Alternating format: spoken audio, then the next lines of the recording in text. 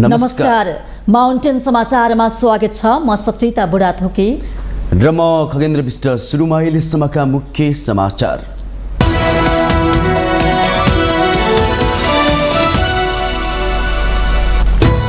तेस्रो ठुलो दल माओवादीका प्रधान र चौथो ठुलो दल राष्ट्रिय स्वतन्त्र पार्टीका सभापति राजनीतिको केन्द्र बिन्दुमा शीर्ष पार्टीका नेताहरूको मुखमा रवि लामिछानेकै नाम।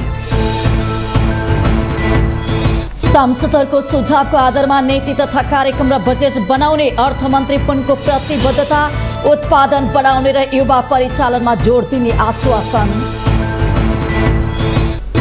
माओवादीका उपाध्यक्ष महाराज 4.5 वर्षभित्रमा दोस्रो पटक प्रहरीको फन्दामा।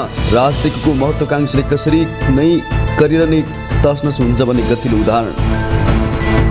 संसदमा प्रस्तुत भएको सङ्घीय निजामती सेवा ऐन जस्ताको त्यस्तै पारित नहुने सङ्केत। विज्ञहरूसँग छलफल गरेर मात्र अघि बढ्नुपर्ने सरकारवालाहरूको सुझाव। आन्तरिक ऋण उठाउने प्रयोजनका लागि राष्ट्र बैंकले 7 अर्ब 69 करोड रुपियाँको विकास ऋणपत्र बिक्री गर्ने। परिपक्व अवधि 6 वर्ष। ऋणपत्रबाट आर्जित ब्याजमा कर लाग्ने। बङ्गलादेशको पहिलो समुद्री भूमि एकीकृत तेल भण्डारण र यातायात प्रणालीको व्यावसायिक सञ्चालन। BRI अन्तर्गत परियोजनाहरूको पहिलो ब्याज। र प्रधानमन्त्री पुष्पकमल दाहाल प्रचण्डसँग भेटे। अन्तर्राष्ट्रिय क्रिकेट परिषद ICC का अध्यक्ष जर्ज बार्कलेले नेपालको क्रिकेट विकासका विविध विषयमा छलफल।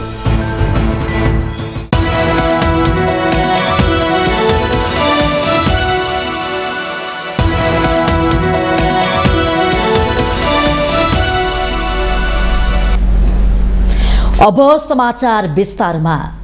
राष्ट्रिय स्वतन्त्र पार्टीका सभापति तथा उपप्रधान एवं गृहमन्त्री रवि लामिछाने अहिले राष्ट्रिय एजेन्डा बनेका छन्। रविको राजीनामा मागिरहेको नेपाली कांग्रेसले संसदीय छानबिन समिति गठन गर्नुपर्ने अडान राखेको छ। सत्तारूढ माओवादी र एमाले जोड बलले रविको बचाउमा लागेका छन्। तेस्रो ठुलो दलका प्रधानमन्त्री र चौथो दलका सभापति नेपाली राजनीतिको सेन्टर पोइन्ट बन्दा आम जनता र भई मान्छेका सवाल राज्यको प्राथमिकतामा नपर्ने गरेको लामो समयदेखिको नियति अझै निरन्तर छ। आम नागरिकले कुनै सरकार नराख्ने मुद्दा राष्ट्रिय एजेन्डा बन्ने गरेको नेपालीका लागि कुनै नौलो विषय होइन। तर आफूलाई अलि जान्ने सुन्ने देखाउन चाहनेहरूको लागि चिया गफको माध्यम त बन्ने नै भयो राष्ट्रिय एजेन्डा। राष्ट्रिय स्वतन्त्र पार्टी राष्ट्रसभाका सभापति समेत रहेका गृहमन्त्री लामिछाने सहकारी ठगी प्रकरणमा जोडिएको भन्दै कांग्रेसले लगातार उठाएको प्रश्नमा प्रधानमन्त्री प्रचण्डले जवाब दिए। प्रतिपक्षी कांग्रेसको चित्त बुझेन। संसदीय छानबिन समिति गठनको माग गर्यो। सत्ता गठबन्धनको ठूलो दल एमालेको अध्यक्षले पनि रविकै बचाउ गर्दै संसदीय समिति नबन्ने अभिव्यक्ति दिए। नेपालको राजनीतिको यस्तो नाटक मञ्चन यो पहिलो पटक भने होइन, सधैँको निरन्तरता हो। अनि किन नबनोस् यो राजनीतिक दाउपेच मुलुकको राष्ट्रिय एजेन्डा। प्रधानमन्त्री भन्छन् रविलाई मन्त्री बनाउन नहुने कुनै कारण देखिएन। कांग्रेस भन्छ पर्याप्त आधार रवि मन्त्री हुनु हुँदैन। अनि एमाले भन्छ उजुरीकै आधारमा अघि बढ्ने हो भने कोही मन्त्री हुँदैनन्। सबैको मुखमा रवि लामिछानेकै नाम छ। अनि दलका कार्यकर्ता जान्ने बुझ्नेका लागि के नै चाहियो र चिया गफको मसला पुगिहाल्यो नि केही दिनलाई। कांग्रेसको मागलाई प्रधानमन्त्री प्रचण्ड मुख्य सत्ता घटक एमालेका अध्यक्ष केपी ओलीको साझा जवाब छ। सत्ताबाट बाहिरिनु परेपछि कांग्रेसले उठाएको यो विषयमा राजनीतिक पूर्वाग्रह छ। प्रमुख सत्ता घटक एमाले र प्रधानमन्त्रीको साथ पाएकाले लामिछानेमा पनि बलियो आत्मविश्वास देखिएको छ। कांग्रेसले दूधले नुहाएको पार्टी हो कि होइन भन्ने नेपाली जनताले बुझेका छन्। सत्ता गठबन्धनका लागि नभई नहुने रवि ढुक्कका साथ भन्छन्। सबै नेताहरू आफूले गरेको ठिक अरूले गरेको गलत पुष्टि गर्न ऊर्जा र समय खर्चिरहेका छन्। दैनिकी टान रातभरि नसुतेर बिहानै हिँड्नुपर्नेहरूका लागि यो एजेन्डा नै होइन, तर सत्ताका लागि मरिमेट्नेहरूका लागि यही नै बन्छ राष्ट्रिय एजेन्डा। कांग्रेसका नेताहरूले भने कुनै राजनीतिक पूर्वाग्रह नभएर प्रतिपक्षीय मञ्चबाट जनताको एजेन्डा उठाएको तर्क गरिरहेका छन्। यसरी प्रतिपक्षले लिएको अडान र प्रधानमन्त्री सहित सत्तारूढ नेताहरूको बचाउ मार्फत रवि लामिछाने राष्ट्रिय राजनीतिको मुख्य पात्र भएका छन्। रवि लामिछाने विवादमा परेको यो पहिलो घटना चाहिँ होइन। गत वर्ष विवादकै कारण लामिछानेले पार्टी सभापति, उपप्रधान एवं गृहमन्त्री र सांसद पद एकैपटक गुमाएका थिए। सभापति लामिछानेका व्यक्तिगत विवादहरू पनि छन्। विवादकै बीच पार्टी गठन गरेका रविले 7 महिनाभित्रै गत वर्ष मङ्सिरको चुनावबाट अप्रत्याशित मत पाउँदा राष्ट्रिय राष्ट्रिय शक्ति बन्यो। रविलाई सांसदसँगै मन्त्री पदबाट पदमुक्त गर्ने गरी सर्वोच्चको फैसलामा पनि दलहरू चुप लागेकै हुन्। सहकारी ठगीकै विषयमा पीडितहरूले उजुरी दिएको पनि 1 वर्ष पुगिसकेको छ। यही बेला काङ्ग्रेसले सहकारी ठगीको मुद्दालाई राष्ट्रिय राजनीतिको प्रमुख एजेन्डा मान्नुमा भने संसदको गणितले काम गरेको स्पष्ट नै छ। राष्ट्रपाले यो गठबन्धन तोड्ने हो भने काङ्ग्रेसलाई फेरि पनि सत्ता गठनको अवसर आउनेछ। यही तथ्य बुझेका प्रधानमन्त्री प्रचण्ड ओली पनि रविलाई जसरी पनि जोगाउन सार्वजनिक अडान लिएको पनि छर्लङ्ग छ। जनताले अनुभूति हुने गरी सुशासन समृद्धि अगाडि बढाउने मौखिक वा लिखित अझै भनौँ साझा सङ्कल्प र प्रतिबद्धता जनता भुलाउने मेसो मात्रै हो। माउन्टेन टेलिभिजनका लागि राजनीतिक ब्युरोको रिपोर्ट। एमालेका सांसद रघुजी पन्तले नेपाली काङ्ग्रेसले बलियो आधार प्रमाण एवं राजनीतिक तर्कहरू प्रस्तुत गरी राजीनामा मागे सरकारले सम्बोधन गर्नुपर्ने बताउनु भएको छ। बुधबार संसद भवन परिसरमा उपप्रधान एवं गृहमन्त्री रवि लामिछानेमाथि काङ्ग्रेसले उठाएको प्रश्नको बारेमा सञ्चारकर्मीहरूले सोधेको प्रश्नको जवाबमा सांसद पन्तले बलियो आधार प्रमाण एवं राजनीतिक तर्कहरू प्रस्तुत गरेर राजीनामा मागे सरकारले सम्बोधन गर्नुपर्ने बताउनु भएको हो। दबावकै भरमा मात्रै राजीनामा मागेर सरकारलाई कामै गर्न पाउने स्थिति कुनै पनि प्रतिपक्षले बनाउनु नहुने पन्तको भनाइ छ। सरकारले बनाएको आयोगले चाहिँ दोषी देखाइसकेपछि मन्त्री बसिराख्न मिल्दैन। त्यसैले हिजो हामीले उठाउँदा यस्तो आधारहरू प्रमाणहरू पेश गरेका थियौँ। अब त्यस्तै आधार होइन, बलियो आधार प्रमाण कानुनी संवैधानिक राजनीतिक तर्कहरू प्रतिपक्षले अहिलेको प्रतिपक्षले ल्याउँछ भने त्यसलाई नमान्ने भन्ने कुरा त होइन, तर मुढाग्रहको आधारमा र अलिक दबावको आधारमा मात्रै राजीनामा मागेर सरकारलाई कामै गर्न नपाउने परिस्थिति चाहिँ कुनै पनि प्रतिपक्षले उठाउनु हुँदैन। धन्यवाद। नेपाली काङ्ग्रेसका सांसद डाक्टर प्रकाश शरण महतले उपप्रधान एवं गृहमन्त्री रवि लामिछानेले गैर जिम्मेवार अभिव्यक्ति दिनुभएको आरोप लगाउनु भएको छ। उहाँले सहकारी प्रकरणमा मुछेका गृहमन्त्रीको छानबिन हुनुपर्ने माग राख्दा काङ्ग्रेसले 4 वर्षै संसद अवरोध गरे पनि केही फरक पर्दैन भन्ने हिसाबले गैर जिम्मेवारपूर्ण अभिव्यक्ति दिनुभएको आरोप लगाउनु भएको हो। उहाँले राजीनामै काङ्ग्रेसको पूर्व शर्त नरहेको उल्लेख गर्दै स्वार्थ नबाज्ने गरी छानबिन गर्न माग गरेको बताउनु भयो। होइन, त्यहाँ त स्वार्थ बाजिनीको त्यही संरचनाको प्रमुख उहाँ हुनुहुन्छ अनि त्यही संरचनाभित्रको निकायले छानबिन कसरी गर्छ र त्यसको एउटा निर्खोल नै नआइकन फेरि प्रधानमन्त्रीले केही पनि भएको छैन भन्ने त्यसले गर्दा झन् यसमा चाहिँ शङ्का थपियो। त्यस्तै राष्ट्रिय जनमोर्चाका अध्यक्ष चित्रबहादुर केसीले बदनाम भएको व्यक्तिको सहयोग लिएर सत्ता पक्षले जनताको अपमान गरेको टिप्पणी गर्नुभयो। उहाँले माओवादी र एमालेमा गृहमन्त्री बन्न सक्ने कोही नभेटेको भन्दै प्रश्न समेत गर्नुभयो। वर्तमान गृहमन्त्रीको 84 टिकलम गरेर उहाँलाई गृहमन्त्री हुनै परेको त्यो सहकारी आफूले चाहिँ गुल्छरा उडाएको त्यो रकमलाई राफसा पार्न हो। कति बुझे होइन यो कुरा, मैले त अस्ति भने त। त्यस कारणले यसमा चाहिँ अब त्यस्तो सहारा लिएर त्यस खालका गलत भ्रष्ट तपाईँ चाहिँ त्यस्ता मान्छेको सहारा लिएर सत्ता टिकाउन सकिन्छ, सम्भव हुन्छ? सम्बन्धित दलका साथीहरूलाई मैले व्यक्तिगत भने तपाईँहरूले कोही पाउनु भएन। उहाँले गलत र भ्रष्ट मान्छेको सहारा लिएर सत्ता टिकाउन नसकिने बताउनु भयो।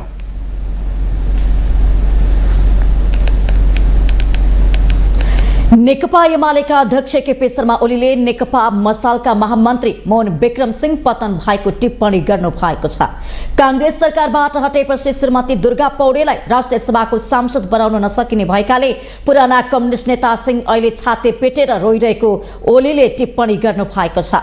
पार्टीको काठमाडौँ जिल्ला कमिटीले बुधबार आयोजना गरेको एक कार्यक्रममा उहाँले श्रीमती दुर्गा पौडेलले पद नपाउने देखेपछि रोइक्राइ गर्न लागेका सिंह केका लागि जीवनभर कम्युनिस्ट भएका रहेछन् भन्ने पनि पर्दाफास भएको दाबी गर्नुभयो। पठाउँथ्यो होला, सम्झिन्छन्, फेरि गुहार हुन्छन्, छाती पिट्छन्। त्यसरी पतन हुँदो रहेछ मान्छे। कम्युनिस्ट भनेर जिन्दगीभर ढाँटो ढाँटो बुढेसकालमा गएर केका लागि मरिमेटेको रहेछ भन्ने कुरा पर्दाफास भयो। यस्तो हुँदो रहेछ। निराश भएपछि, हतोत्साही भएपछि, अब केही पनि भविष्य छैन भनेपछि मान्छे कहाँबाट के टिप्न पाइन्छ त्यति भए पनि टिपौँ भन्नेमा पुग्छ। नेकपा एमाले त्यस्तो यति टिपौँ, यताबाट यति टिपौँ भन्ने खालको अवसर छोपेर यति टिपौँ भन्ने खालको होइन। ओलीले गरिबीलाई शून्यमा झार्ने गरी काम नगर्ने हो भने एमाले सरकारमा हुनुको कुनै अर्थ नहुने तर्क गर्नु भएको छ। चीनले गरिबी शून्यमा झारेको दृष्टान्त पेश गर्दै ओलीले त्यसै अनुसार काम गर्ने उल्लेख गर्नुभयो। 20.26% गरिबी बढ्यो, फेरि माथि गयो। त्यसलाई घटाउनु छ, शून्यमा जानु छ। केही देशहरूले गरेका छन्, यही हाम्रो छिमेकमा चीनले गरेको छ। समाजवाद र समाजवाद उन्मुख भनेको त्यही हो। एउटा जिम्मेवार सरकार, जनता हेर्ने सरकार, जनताका समस्या देख्ने सरकार। हामीले किन सडक बालबालिकालाई उठायौँ? सडकमा बालबालिका हाम्रा छोराछोरी खाते भएर बस्न सक्दैनन्। कुकुरसँग खानेकुराका लागि झगडा गरेर हाम्रा छोराछोरी खाते भएर कुकुरसँग खानेकुराका लागि झगडा गरेर बस्न सक्दैनन्। तिनको व्यवस्था जनताको सरकार छ, सरकारले गर्छ भनेर मैले अभियान चलाएको थिएँ। सडक बालबालिकाको हामीले रेस्क्यु गरेका थियौँ। ओलीले एमाले माथि विपक्षीहरूले लगाउने गरेको आरोपको प्रतिवाद गरेर अघि बढ्न पनि पार्टीका नेता कार्यकर्ताहरूलाई निर्देशन दिनुभएको छ।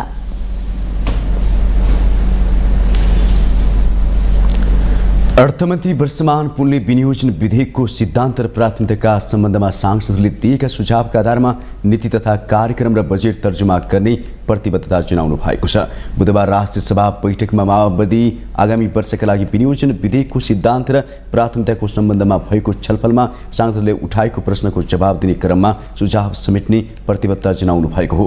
लगानी अनुसार प्रतिफल प्राप्त नहुने कार्यक्रम तथा योजनालाई खारेज वा पुनर्संरचना गरी नयाँ मोडलका कार्यक्रम ल्याउने मन्त्री पुनले बताउनुभयो। उहाँले सामूहिक प्रणालीका जग्गाको एकीकरण गरी बाँझो जमिनको प्रयोग र चाक्लाबन्दीमा कृषि फार्म स्थापना गरिने जनताको तीव्र विकासको चाहना पूरा गर्दै समृद्धिको यात्रालाई गति दिन सरकार दृढ रहेको उल्लेख गर्नुभयो।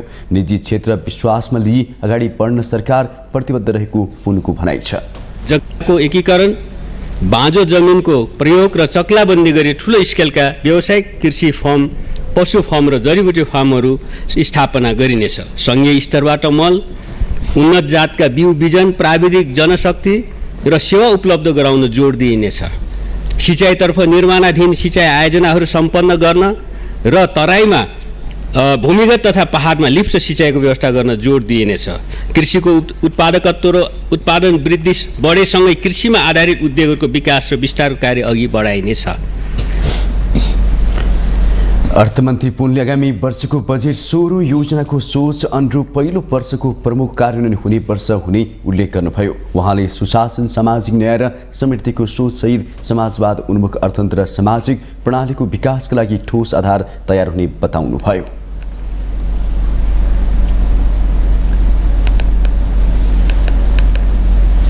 नेपाल समाजवादी पार्टी नेसपाका अध्यक्ष बाबुराम भट्टराईले माओवादी केन्द्रसँग एकता गर्न लागेको भ्रमपूर्ण प्रचार भएको टिप्पणी गर्नु भएको छ। भट्टराईले बुधबार पत्रकार सम्मेलन गर्दै माओवादीसँग पार्टी एकता नभई केही व्यक्ति प्रवेश गर्न लागेको टिप्पणी गर्नु भएको हो।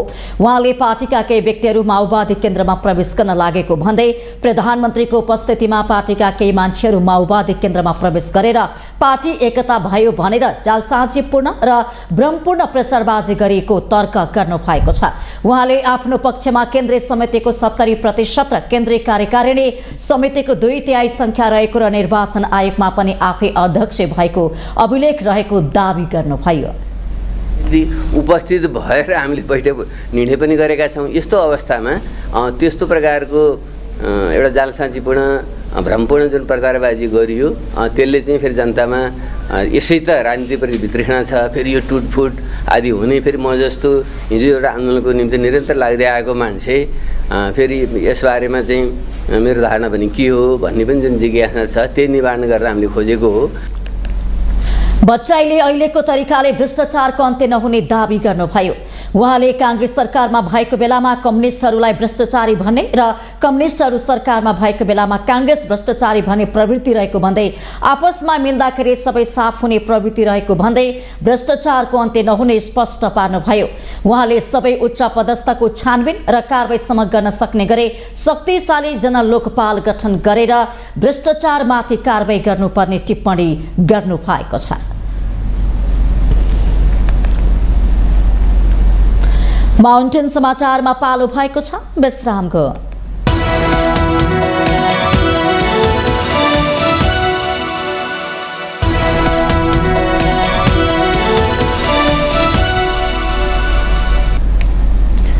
विश्रामपछि स्वागत छ। अब बाँकी समाचार। नेकपा माओवादी केन्द्रका उपाध्यक्ष समेत रहेका कृष्णबहादुर महरा 4.5 वर्षभित्रमा दोस्रो पटक पक्राउ परेका छन्।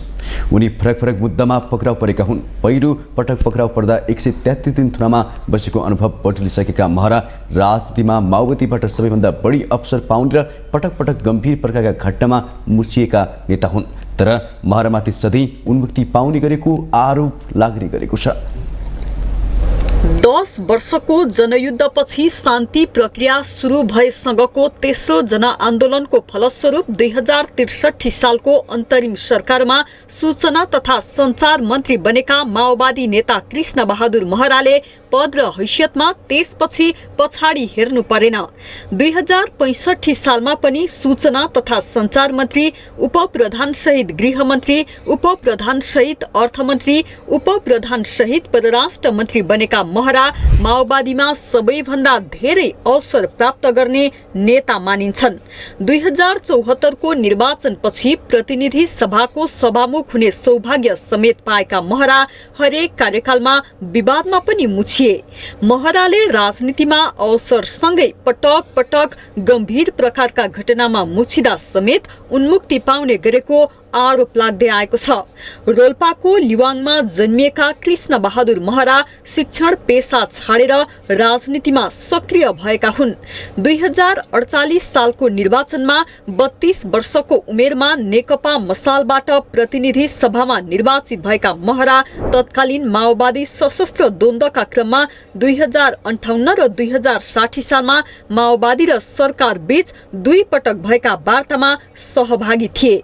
पहिलो पटक 2076 साल असोज 19 गते बलात्कार आरोपमा काठमाडौँबाट पक्राउ परेपछि पनि महराको राजनीतिक रफ्तार सुस्त भएको हो। दोस्रो पटक उनी सोमबार रूपन्देहीको भैरहबाट पक्राउ परेका हुन्। इलेक्ट्रिक चुरोट भेपमा लुकाएर सुन तस्करी गरेको घटनामा महराको कनेक्सन देखिएको छ। चीनिया नागरिकले दुबईबाट ल्याएर भन्सारमा रोकिएको भेप छुटाउन आफूले तत्कालीन भन्सार प्रमुखलाई फोन मात्रै गरेको महराले यसअघि अनुसन्धान अधिकृतहरूसँग बताएका थिए। यो प्रकरणमा महरासँग सुन तस्करी जाँचबुझ आयोगले पनि बयान लिएको थियो। जाँचबुझ आयोगले गत बिहीबार बुझाएको प्रतिवेदन नेपाल प्रहरी हुँदै केन्द्रीय अनुसन्धान ब्युरो CIB-मा पुगेपछि महरा पक्राउ परेका हुन्। प्रतिवेदनमा महरा विरुद्ध मुद्दा चलाउन सिफारिस गरिएको छ। नेता महराका छोरा राहुल पनि सोही प्रकरणमा पक्राउ परी पूर्वपक्षका लागि थुनामा छन्। प्रतिनिधि सभाको सभामुख हुँदा 2076 साल असोज 12 मा संसद सचिवालयकी एक महिला कर्मचारीलाई बलात्कार प्रयास गरेको आरोप लाग्यो महरालाई। सुरुमा ती महिलाको आरोप अस्वीकार गरेका महरामाथि प्रहरीले गरेको अनुसन्धानमा महरा र पीडित महिलाको call detail record, CDR, CCTV footage लगायतको विश्लेषणबाट त्यो दिन उनी सुविधानगर स्थित महिलाको घरमा पुगेको ठहर भएपछि चौतर्फी राजीनामा दिनुपर्ने दबाव बढे लगत्तै असोज 14 गते बसेको सत्तारूढ नेपाल कम्युनिस्ट पार्टी नेकपा सचिवालय बैठकले उनलाई सभामुख र सांसद दुवै पदबाट राजीनामा दिन सुझाएपछि उनले सभामुख पदबाट राजीनामा दिए। बलात्कार मुद्दामा पक्राउ परेका महरालाई 2076 फागुन 5 मा जिल्ला अदालत काठमाडौँका न्यायाधीश अम्बरराज पौडेलको इजलासले सफाई दियो। माओवादी शान्ति प्रक्रियामा आएपछि माओवादीबाट सबैभन्दा धेरै लाभ लिने नेता मध्येमा पर्छन् महरा। 6 पटक मन्त्री भएका महराले गृह, अर्थ, परराष्ट्र, सञ्चार जस्ता महत्त्वपूर्ण मन्त्रालय सम्हालिसकेका छन्। 4 पटक सांसद भएका महरा पदीय मर्यादा कायम गर्न नसक्दा एकपछि अर्को विवादमा मुछिन छाडेनन्। सञ्चार मन्त्री हुँदा मोबाइल सेवाको लाइसेन्स वितरणदेखि चिनिया व्यापारीसँग सरकार निर्माण गर्न सांसदहरूलाई आफ्नो पक्षमा ल्याउन 50 करोड रकम मागेको अडियो टेप प्रकरणमा समेत मुछिए उनी। राजनीतिक उचाइमा पुगेका महरा पटक पटक विवादमा परेको उदाहरणले एउटा राजनीतिज्ञको महत्त्वाकांक्षाले करियर नै कसरी तहस नहस हुन्छ भन्ने सबैका लागि गतिलो पाठ भएको छ। राज्य व्यवस्था तथा सुशासन समितिका सभापति रामहरि खतिवड़ाले संसदमा प्रस्तुत संघीय निजामती सेवा सम्बन्धी विधेयक जस्ताको त्यस्तै पारित हुने सम्भावना नरहेको स्पष्ट पार्नु भएको छ। बुधबार ललितपुरमा आयोजित संघीय निजामती सेवा विधेयक सम्बन्धी छलफल कार्यक्रममा खतिवड़ाले संघीय निजामती सेवा सम्बन्धी विधेयक जस्ताको त्यस्तै पारित हुने सम्भावना नरहेको स्पष्ट पार्नु भएको छ। सभापति खतिवड़ाले विज्ञहरूसँग बृहत छलफल गरेर मात्रै विधेयकलाई अघि बढाउन आफूले सक्दो पहल गर्ने प्रतिबद्धता समेत व्यक्त गर्नु भएको छ। उहाँले सो विधेयकबारे हतारमा निर्णय गरेर फुर्सदमा पछताउने पक्षमा नरहेको पनि टिप्पणी गर्नुभयो। निर्माण भएको यो निजामती सेवा सम्बन्धी विधेयक अहिले फेरि संसदमा प्रस्तुत भएको छ। सरसर्ती यो अहिले हेर्दाखेरि हामी पनि सहमत छौँ, जस्ताको तस्तै पारित हुने सम्भावना कम देखेको छु। म एउटा राज्य व्यवस्था सुशासन समितिको सभापतिको हैसियतमा मैले सरसर्ती हेर्दाखेरि यसमा कतिपयले अहिले तपाईँहरूले भन्नुभयो सरकार 3 प्रकारका भनेर संविधानमा हामीले घोषणा गरिसकेका छौँ, संविधानमा उल्लेख गरेका छौँ। सङ्घ छ, प्रदेश छ, स्थानीय तह छ। स्थानीयलाई सङ्घमा ल्याउने नल्याउने, अघि नै भन्नुभयो प्रदेशलाई प्रदेशको अधिकार दिने नदिने, यावत विषयहरू छन्। यी सबै विषयमा हामी अहिले लामो समय पछाडि आएकोले हतारमा निर्णय गरेर फेरि पछि पछुताउने अवस्थामा जानु नपरोस् भन्ने मेरो व्यक्तिगत धारणा छ। सभापति खतिवड़ाले जनताका समस्या समाधान हुने गरी सो विधेयकलाई अघि बढाउन आफू लागि पर्ने बताउनु भएको छ।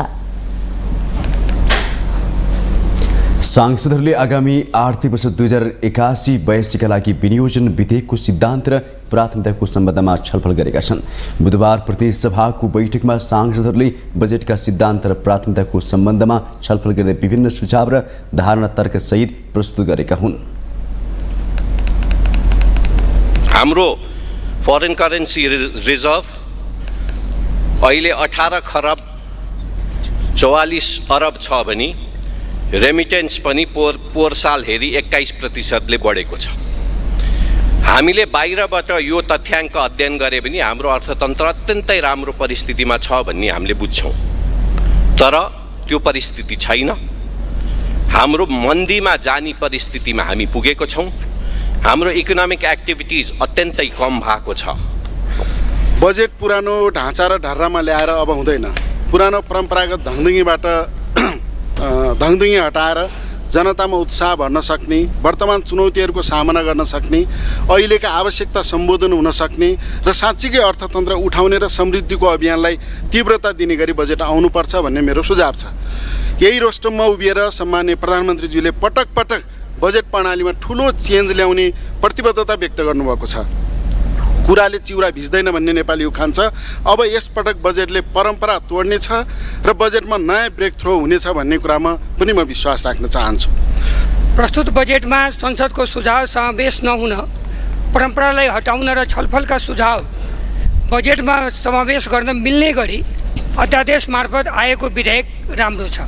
संसदमा हप्तौं दिन बजेटबारे छलफल हुने, तर संसदको सुझाव बजेटमा समावेश नहुने, हतारमा बजेट आउँथ्यो र कतिपय प्राथमिकतामा रहेका आयोजनाहरू छुट्थ्यो। अब सरकारले कुनै बहाना नगरी बजेटमाथि आएका संसदका सुझावहरू समेट्छन् भने मेरो विश्वास रहेको छ। तर यो प्रस्तुत गरिएको सिद्धान्त आफ्नै गतिमा अल्मलिएको छ। कुन दिशातर्फ उन्मुख हुनुपर्ने हो त्यो स्पष्ट छैन। सरकारद्वारा प्रस्तुत बजेटको सिद्धान्त संविधानमा निर्दिष्ट भएको समाजवाद उन्मुख नै हुनुपर्दछ। नेपाली कङ्ग्रेसले प्रजातान्त्रिक समाजवाद दाबी गर्दै आएको हो। एमाले, माओवादी, नेकपा यसले आफूलाई कम्युनिस्ट अर्थात् साम्यवादी दाबी गर्दछन्। जसपा पनि समाजवादी मोर्चामा सम्मिलित छ। रासोपाले संवैधानिक समाजवादी दाबी गर्छ। समाजवाद कोटमा सिउरिने फुल जस्तो होइन, जीवन पद्धति हो। समाजवादको अर्थ कामदार वर्गको सरकार, उत्पादनका मुख्य मुख्य साधन र सेवाहरूको सामाजिकीकरण, योग्यताअनुसार देशभित्र काम र कामअनुसार ज्याला शोषण गर्न नपाउने बन्दोबस्त हो। विनियोजनको प्राथमिकताको बारेमा छलफल गर्दाखेरि वास्तवमा एउटा वर्ड छुटाएछ सरकारले। बाहुबली विनियोजन विधेयक राख्नुपर्छ। जो बाहुबली नेताहरू छन् तिनीहरूको क्षेत्रमा बजेट जान्छ 2 अरब 4 अरब। त्यसले देश विकास हुन सकेन। म कसैलाई गाली गर्नको लागि यहाँ उभिया होइन। हामी आफ्नो ठोट गरौँ कि अहिलेसम्म देश बिगार अब नबिग्रन दिने।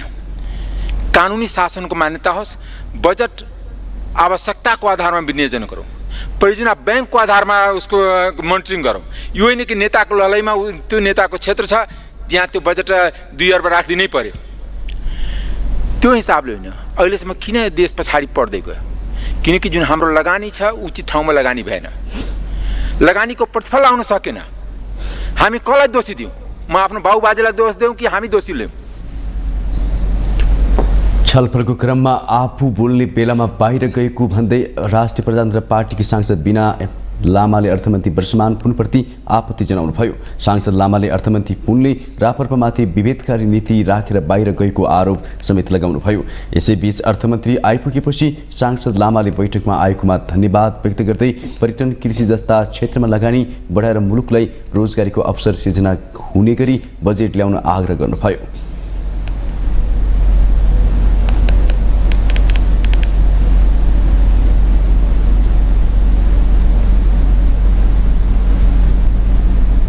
प्रतिनिधि सभाको सुन्ने समयमा सांसदहरूले विभिन्न विषयमा सरकारको ध्यानाकर्षण गराएका छन्। बुधबार प्रतिनिधि सभा बैठकको सुन्ने समयमा सांसदहरूले विभिन्न विषयमा सरकारको ध्यानाकर्षण गराएका हुन्। सभामुख महोदय, केही दिन अगाडि प्रधानमन्त्रीज्यूले मैले संसदमा बोलेको सुने, सरकारको गियर परिवर्तन गर्नु पर्यो, चेन्ज गर्नु पर्यो भन्नुभयो। एस्किलेटर नै बिग्रिएको र इन्जिनै काम नलाग्ने सरकारको गियर परिवर्तनले केही काम गर्दैन भन्ने आभास हामीलाई भएको छ। सभामुख महोदय, सरकारले न्यूनतम साझा कार्यक्रम हिजो घोषणा गरेको सुनियो। विभिन्न आयोग गठन गर्छु भनेको पनि त्यहाँ उल्लेख गरिएको पाइयो। सहकारी ठगीको एउटा संसदीय समिति गठन गर भनेर आवाज उठाउँदा भागेर हिँड्ने सरकारले कस्तो आयोग गठन गर्ला त्यो पनि अचम्मको विषय पर्यो। सभामुख भए जनतालाई ढाट्ने काम नहोस्। स्थानीय तहमा 753 स्थानीय तहमा अस्पताल निर्माणका लागि रकम अभाव भएको छ। सबै ठाउँमा रकम तुरन्त व्यवस्था गर्ने व्यवस्था सरकारले गरोस्। म केही दिन अगाडि मेरो निर्वाचन क्षेत्र स्थित मकवानपुर गढी गाउँपालिका वार्ड नम्बर 6 को डुम्रे कुना पुगेको थिएँ। त्यहाँ असाध्यै व्यवस्थित बाटो बनेको छ। एउटा पक्की बाटो ढलान भएको छ। तर त्यो बाटोको बिचमा एउटा ठुलो बिजुलीको पोल, बाटोहरू विस्तार भएको छ, पिच भएको छ, ढलान भएको छ। तर बिचमा बिजुलीका पोलहरू जस्ताका तस्तै रहँदाखेरि त्यसले ठुला ठुला दुर्घटनाहरूको सम्भावनाहरू बढिरहेको छ, खतराहरू निम्तिरहेको छ। यसतर्फ कसले यो काम गर्न पर्ने हो, सम्बन्धित निकायको ध्यान पुगोस्। सामान्य सभामुख महोदय मार्फत म यो ध्यानाकर्षण गराउन चाहन्छु। के अब नेपाल सरकारको उपल्लो तहमा र सरकारको पदमा जाने योग्यता परिवर्तन भएको हो? कुनै मुद्दा वा आरोपमा नलाइकन सरकारी निकायको नेतृत्वमा जान नपाइने नीति बनेको हो? सभामुख महोदय, यदि होइन भने सरकारी निकायहरूमा विवादित र आरोपितहरूलाई किन जिम्मेवारी दिइँदैछ? हालै सिआइबीका जिम्मेवारी पाएका श्याम यवालीलाई पनि घुस लेनदेनको आरोप र प्रहरी सेवा प्रवेशमा जन्ममिति विवादित बनेको छ। नेपालमा पछिल्लो समय मानव जातिमा लाग्ने गम्भीर प्रकृतिका रोगहरू अत्याधिक बढेको छ भने यसको उपचार प्रक्रिया असाध्यै महँगो र जटिल छ। प्रत्येक दिन आर्थिक अभावकै कारण उपचार गर्न नसकेर सयौँ नागरिकहरू मृत्युवरण गर्न बाध्य छन् भने हजारौँ नागरिकहरू असह्य पीडाका साथ रोग पालेर बस्न बाध्य छन्। संविधानमा व्यवस्था भएको मौलिक हकको व्यवहारिक कार्यान्वयन गर्न न्यूनतम प्रत्येक प्रदेशमा एक-एकवटा विपन्न नागरिक अस्पताल खोलेर निःशुल्क उपचार गर्ने व्यवस्था गर्ने निर्णय गरी यसको व्यवहारिक कार्यान्वयन गर्न आवश्यक बजेट व्यवस्थापनको निम्ति म नेपाल सरकार समक्ष अनुरोध गर्छु। धन्यवाद। किसान बहुल्य देश नेपालको राष्ट्रिय अर्थतन्त्रको मेरुदण्डको रूपमा रहेको कृषि क्षेत्रमा आधुनिकीकरण, विविधीकरण, व्यावसायीकरण गर्दै नेपालको संविधान 2072ले परिकल्पना गरे अनुसारको समाजवादी उन्मुख समृद्धि नेपाल निर्माण गर्नका लागि नेपालका किसानको वर्गीकरण गरी किसान मैत्री बजेट नीति बनाई सामाजिक न्यायसहित सभामुख मार्फत नवगठित अर्थमन्त्रीज्यूलाई ध्यान आकर्षण गर्न चाहन्छु। हस्त धन्यवाद। लाल सलाम। शून्य समयमा बोल्ने अधिकांश सांसदहरूले आफ्नो जिल्ला तथा निर्वाचन क्षेत्रसँग सम्बन्धित विषयमा धारणा तथा मागहरूमा सरकारको ध्यान आकर्षण गराएका छन्। माउन्टेन समाचारमा पालो भएको छ अर्को विश्रामको।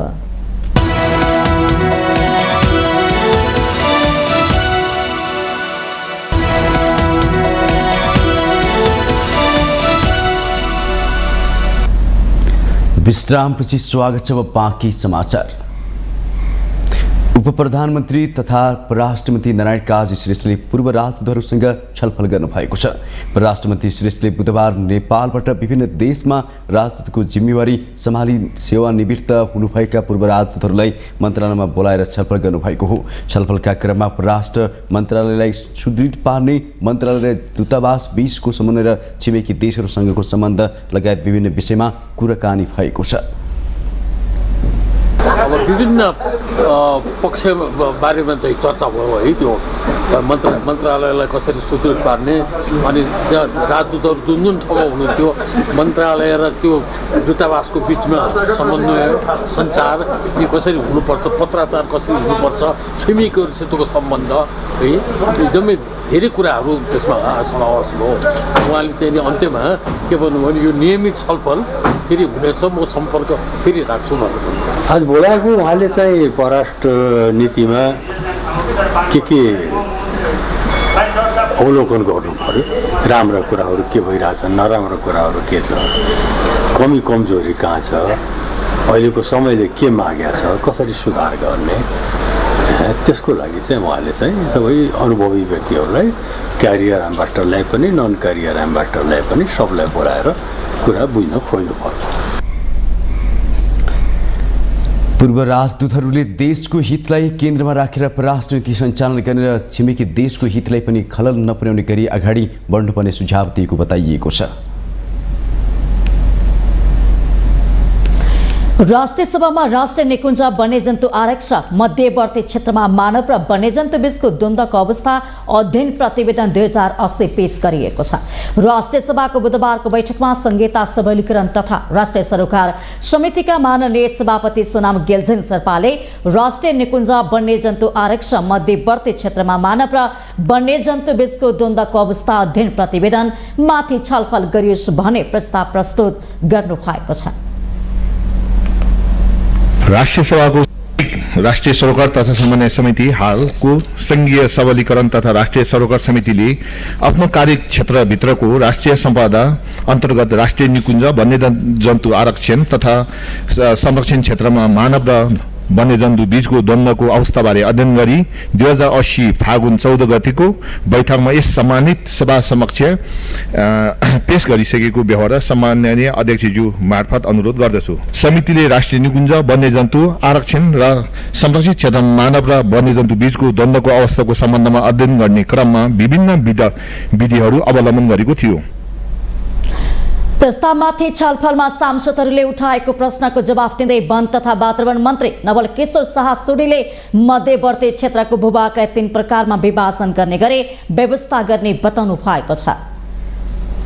वन्यजन्तु संरक्षण ऐन 2029 मा हालसम्म 5 पटक संशोधन गरिसकेको तथा नयाँ संविधान जारी भइसकेपछि प्रदेश तथा स्थानीय तहका अधिकार जिम्मेवारी तथा चासो समेत समेट्ने गरी ऐनको सामूहिक संशोधन वा नयाँ ऐन जारी गर्ने विषय प्रासङ्गिक नै छ।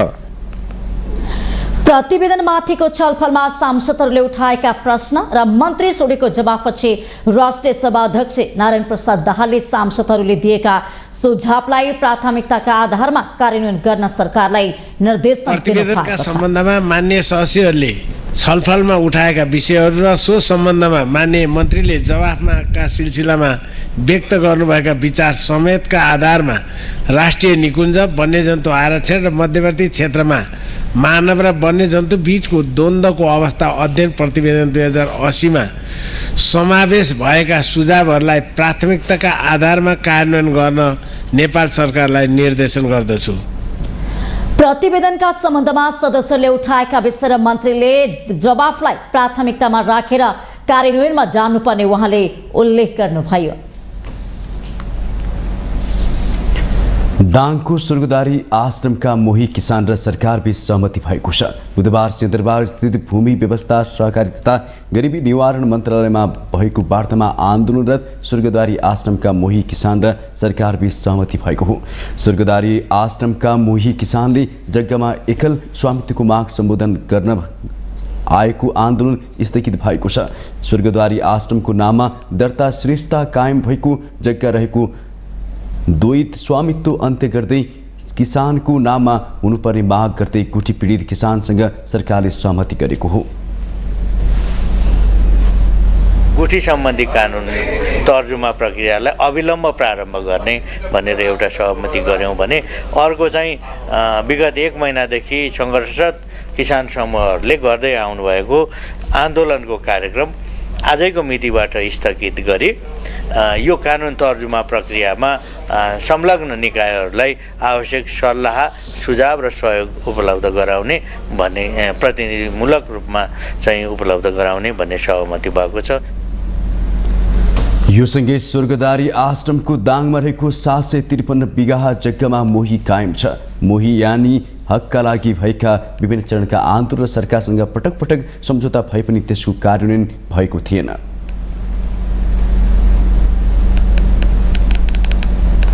दुग्ध विकास संस्थान डेडिसले सिंहदरबारभित्र सहुलियत बिक्री केन्द्र स्थापना गरेको छ। बुधबार सिंहदरबार परिसरमा मुख्य सचिव डाक्टर बैकुण्ठ अर्यालले सहुलियत बिक्री केन्द्रको उद्घाटन गर्नुभएको हो। कृषि मन्त्रालयका सचिव डाक्टर रेवती रमण पौडेलले विगतका वर्षको भन्दा पछिल्लो 6 महिनामा डेडिसी नाफा गएको भन्दै दुग्धजन्य वस्तुहरू बिक्रीमा आएको कमीलाई सिंहदरबारको सहुलियत केन्द्रले थप सहयोग पुग्ने विश्वास पनि व्यक्त गर्नुभएको छ। उहाँले सिंहदरबारमा 2500 भन्दा बढी कर्मचारी भएकाले बिक्री केन्द्र स्थापना प्रभावकारी हुने औलाउनु भएको छ। यसले दिएको पछिल्लो इन्डिकेटरले चाहिँ 6 महिनाको इन्डिकेटरले चाहिँ नाफामा गएको चाहिँ उहाँले चाहिँ देखाउनु भएको छ। अब विगत वर्षहरूको तुलनामा हेर्दाखेरि अब अहिले पछिल्लो चरणमा मैले के भनिरहेको छु भने यो तपाईँको एउटा बिक्री गर्ने पोलिसीलाई चाहिँ एउटा युद्ध स्तरमा एकदमै अभियानकै रूपमा चाहिँ यसलाई अगाडि बढाउनुहोस् र देशका विभिन्न अरू ठाउँहरूमा पनि विशेष गरेर जहाँ जनसङ्ख्याको चाहिँ अलिकति घनत्व बढी छ त्यो क्षेत्रमा कसरी हुन्छ आफ्नो बिक्री चाहिँ एउटा संयन्त्रहरूलाई चाहिँ विस्तार गर्नुहोस् भनेर मैले लागिरहेको छु। मुख्य सचिव डाक्टर बैकुण्ठ अर्यालले डेडिसको बिक्री केन्द्र बढ्दै जाँदा उपभोक्तालाई सहजता आउने भन्दै सिंहदरबार बिक्री केन्द्रले थप सहज हुने बताउनु भएको छ। विकास संस्थानको आफ्नै आउटलेटहरू चाहिँ बढ्दै जानु भनेको उसको आफ्नो व्यापारलाई पनि सुदृढ गर्ने र विस्तार गर्ने एउटा उपाय पनि। अर्को कुरो चाहिँ सिंहदरबारभित्र यो राजनीतिक मतलब के त भन्दाखेरि सिंहदरबारमा अब त्यही अफिस क्यान्टिनहरू त छँदैछ, क्याफेटेरियाहरू त्यो बाहेक चाहिँ प्रत्येक अफिसमा कुनै न कुनै किसिमको चियाहरू बन्छन्। त्यो भन्दाखेरि पनि दुग्ध विकास संस्थानका उत्पादनहरू जति पनि छन् त्यो कुरोलाई चाहिँ यहाँबाट उपभोग गर्न पनि सहज हुन्छ भन्ने पनि मान्यता हो। र अहिले कुनै हिसाबले दुग्ध विकास संस्थानले आफ्ना उत्पादनहरूलाई बजारमा पुर्याउनलाई र बजारमा चाहिँ तत्काल बिक्री गर्नलाई कठिन भइरहेको अन्य कुरोहरू पनि आइरहेको सन्दर्भमा चाहिँ यसले एउटा थप चाहिँ सहयोग पनि गर्छ जस्तो लाग्छ। उहाँले मुलुकभर बिक्री विस्तार गर्न आवश्यक रहेकोमा जोड दिनुभयो। डेडिसी रिङ रोड भन्दा बाहिर गएपछि हराउने गरेकाले बिक्री केन्द्र नपुगेको ठाउँमा पुग्न आग्रह गर्नु भएको छ। नेपालमा भूकम्प, बाढी पहिरो र खडेरी जस्ता प्रकोपबाट सन् 1980 देखि 2020 सम्ममा 40 वर्षको अवधिमा 7 अर्ब अमेरिकी डलर बराबरको क्षति भएको प्रतिवेदन सार्वजनिक भएको छ। काठमाडौँमा एक कार्यक्रमबीच अर्थ मन्त्रालयका राजस्व सचिव डाक्टर रामप्रसाद घिमिरेले सार्वजनिक गरेको प्रतिवेदनमा प्रकोपबाट 40 वर्षमा 7 अर्ब अमेरिकी डलर बराबरको क्षति भएको उल्लेख छ। यी प्रकोपहरूले देशको आर्थिक उत्थानशीलता विकास गर्ने क्षमतामा असर पारेको अनुसन्धानले देखाएको छ। विपद उद्धार तथा प्रतिकारका लागि नेपालले सन् 2012 देखि 2020 सम्म 8 वर्षमा 50 अर्ब खर्च गरिसकेको छ।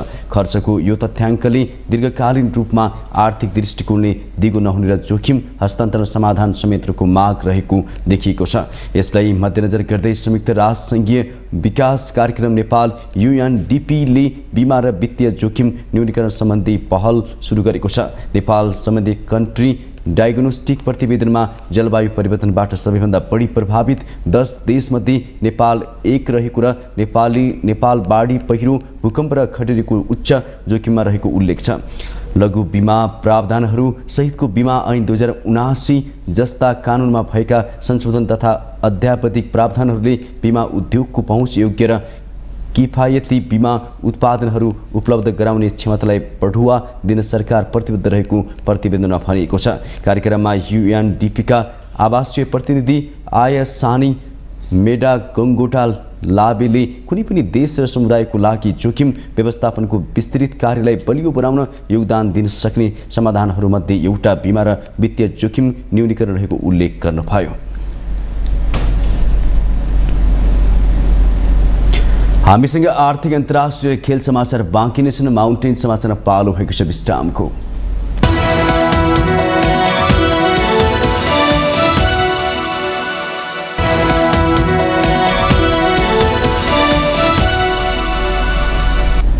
विश्रामपछि पुनः स्वागत छ। अब पालो आर्थिक समाचारको। आर्थिक समाचारको साथमा कम्मर पाइप्स र फिटिङ टिकिरहन्छ, चलिरहन्छ।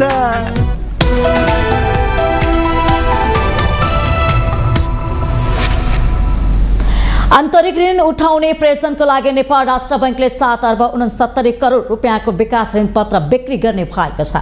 यसका लागि विकास ऋण पत्र बिक्रीको लागि नेपाल राष्ट्र बैंकले सूचना आह्वान गरेको छ। ऋण पत्रको लागि बिहीबार दिउँसो 3 बजेसम्म बोलकोबोल गर्न सकिने राष्ट्र बैंकको सूचनामा उल्लेख छ। चैत्र 9 गते शुक्रबार ऋण पत्र बिक्री जारी गर्ने राष्ट्र बैंकले जनाएको छ। विकास ऋण पत्र 2086 नाम दिएको यो ऋण पत्रको परिपक्व अवधि 6 वर्षको हुनेछ। ऋण पत्रको अवधि 2086 चैत्र 9 मा सकिनेछ भने आर्जित ब्याजमा ब्याज कर लाग्ने सूचनामा उल्लेख छ। ऋण पत्रको ब्याज दर बोलकबोलबाट निर्धारण हुनेछ। ऋण पत्र बैंक तथा वित्तीय संस्था, गैर बैंक वित्तीय संस्था, बीमा कम्पनी, संगठित संस्था तथा नेपाली नागरिकले खरिद गर्न सक्नेछन्। यो ऋण पत्र धितो राखेर बैंक तथा वित्तीय संस्था राष्ट्र बैंकबाट ऋण लिन सकिन्छ भने ऋण पत्रको ब्याज अर्धवार्षिक रूपमा भुक्तानी हुनेछ। ऋण पत्रमा गतिमा 50,000 र बढीमा कुल निष्कासित रकमको सीमामा नबढाई 50,000ले भाग गर्दा निशेष भाग जाने अङ्कमा लगानी गर्न सकिने राष्ट्र बैंकको सूचनामा उल्लेख छ।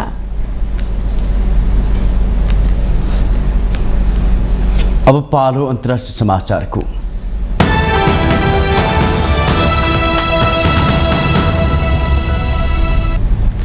बङ्गलादेशको पहिलो समुद्री भूमि एकीकृत तेल भण्डारण र यातायात प्रणाली व्यावसायिक सञ्चालन गरिएको छ। सन् 2019 मा सुरु भई नोभेम्बर 2023 मा सम्पन्न भएको यो परियोजना सञ्चालनमा आएको हो। चिनिया सरकारले उपलब्ध गराएको अधिमान्य ऋण एक्सपोर्ट इम्पोर्ट बैंक अफ चाइनाले वित्त पोषण गरेको र China petroleum pipeline engineering company लिमिटेडको सहयोगमा यो महत्त्वाकांक्षी परियोजना सञ्चालनमा आएको हो।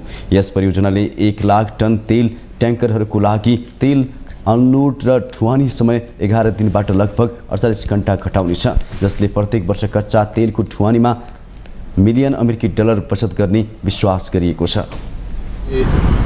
Providing all the support for supplying more crude oil and it will make more efficient our unloading system. It will reduce the cost. It will be very environmental friendly project. परियोजनाले अधिक कच्चा तेल आपूर्ति गर्न सबै सहयोग प्रदान गरेर यसबाट अनलोडिङ प्रणालीलाई अझ प्रभावकारी बनाउने विश्वास गरिएको छ। 这个项目是作为“一带一路”倡议在汶老国首批落地的重要石油储运项目，将极大缓解汶老国当前能源紧张局面，是汶老国新的能源大动脉。 यो परियोजना बेल्ट एन्ड रोड इनिसिएटिभ अन्तर्गत बङ्गलादेशमा सुरु गरिएको तेल र ग्यास भण्डारण र यातायात परियोजनाहरूको पहिलो ब्याच हो। अब पालो खेल समाचारको।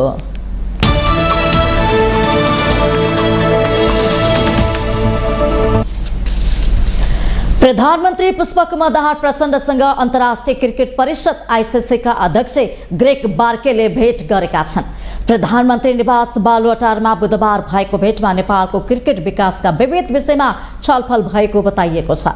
प्रधानमन्त्री प्रचण्डले आइसिसीका अध्यक्षको नेपाल भ्रमणले नेपाली क्रिकेटले प्राथमिकता र महत्त्व पाएको बताउनु भएको छ। भेटका क्रममा नेपाल सरकारले क्रिकेट रङ्गशालालाई राष्ट्रिय गौरवको योजनाको रूपमा निर्माण गर्ने निर्णय गरेर क्रिकेट पूर्वाधारलाई निकै प्राथमिकता दिएको भन्नुभयो। सन् 2027 को अन्डर-19 वुमन वर्ल्ड कपको लागि नेपाल सरकारले निकै महत्त्व दिएको र आइसिसीबाट पनि महत्त्वपूर्ण सहयोग हुने अपेक्षा प्रचण्डले गर्नु भएको छ।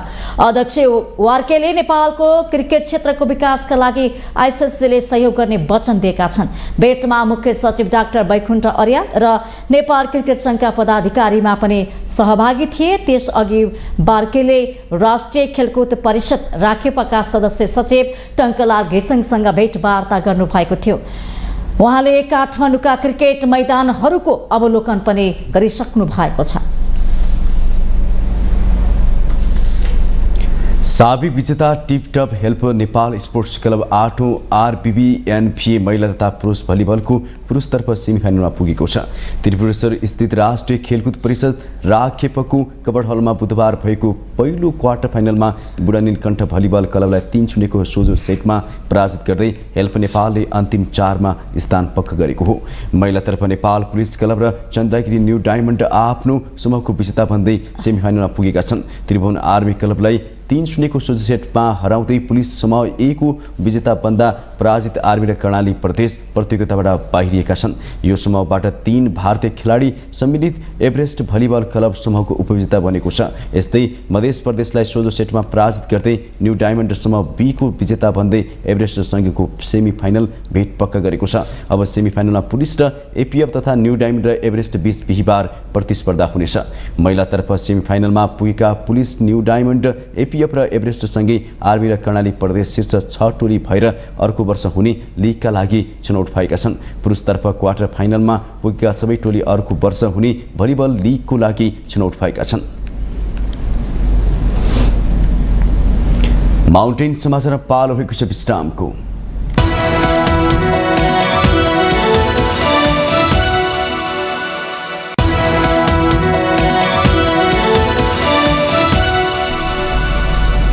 विश्रामपछि स्वागत छ। यो सँगै हामी माउन्टेन समाचारको अन्त्यमा आइपुगेका छौं। जाँदा जाँदै मुख्य समाचार पुनः एकपटक।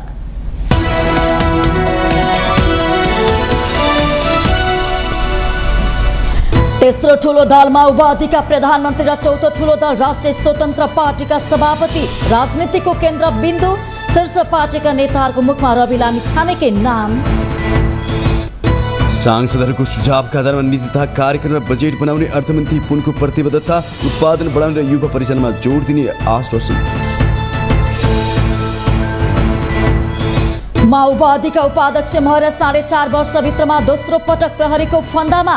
राजनीतिज्ञहरूको महत्वाकांक्षाले करियर नै कसरी तहस नहस हुन्छ भन्ने गतिलो उदाहरण। संसदमा प्रस्तुत भएको संघीय निजामती सेवा ऐन जस्ताको तस्तै पारित नहुने संकेत, विज्ञहरूसँग छलफल गरेर मात्रै अघि बढ्नुपर्ने सरकारवालाहरूको सुझाव। आन्तरिक ऋण उठाउने प्रयोजनको लागि राष्ट्र बैंकले 7 अर्ब 69 करोड रुपियाँको विकास ऋणपत्र बिक्री गर्ने। परिपक्व अवधि 6 वर्ष। ऋणपत्रबाट आर्जित ब्याजमा कर लाग्ने। बङ्गलादेशको पहिलो समुद्री भूमि एकीकृत तेल भण्डारण र यातायात प्रणालीको व्यावसायिक सञ्चालन BRI अन्तर्गतको परियोजनाहरूको पहिलो ब्याच। र प्रधानमन्त्री पुष्पकमल दाहाल प्रचण्डसँग भेटे। अन्तर्राष्ट्रिय क्रिकेट परिषद आइसिसीका अध्यक्ष ग्रेग बार्केले नेपालको क्रिकेट विकासका विविध विषयमा छलफल।